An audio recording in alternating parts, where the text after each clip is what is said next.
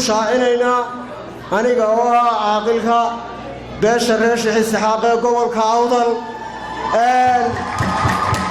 ساعة وزير أبشر أحمد حسين أحمد حسن oo ma garanaysaa mag weyn iyo miisaan kule Somaliland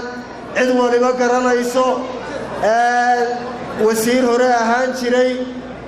iminkana wax badan raggii Somaliland udubada iyo dhidibada u taagay aha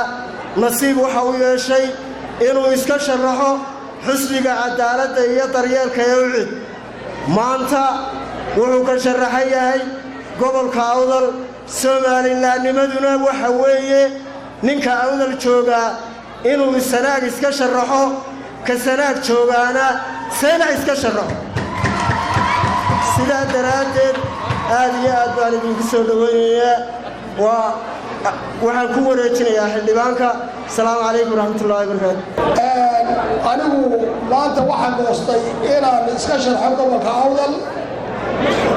muddo dheerna waan ku taamayay runtii inaan horseed u noqdo sida ay ummadda reer Somaliland isku dhexgeli lahayd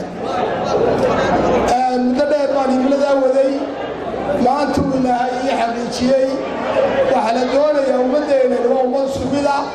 waa ummad wada dhashay waa ummad meel wada taalla ummad kala maarmasa maaha inay ummaddu isdhex gasho oo aan waxa weeye qabiilka iyo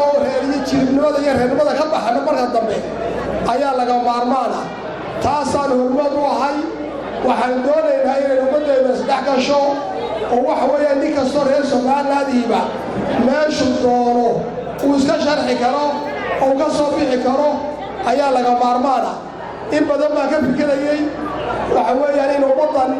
la isku dhajiyo oo ay walaalo noqdaan oo ay isku noqdaan marka anigu gobolka Awdal oo dhan baan u taaganahay doorashadana waxaa ka sugayaan wax weeye gobolka Awdal iyo Sanaag oo dhan ayaa ka sugayaa waxaana ku dhiirigelinayaa inay dadkeedu dhammaantood soo noqdaan. Assalaamu calaykum waraxmatullaahi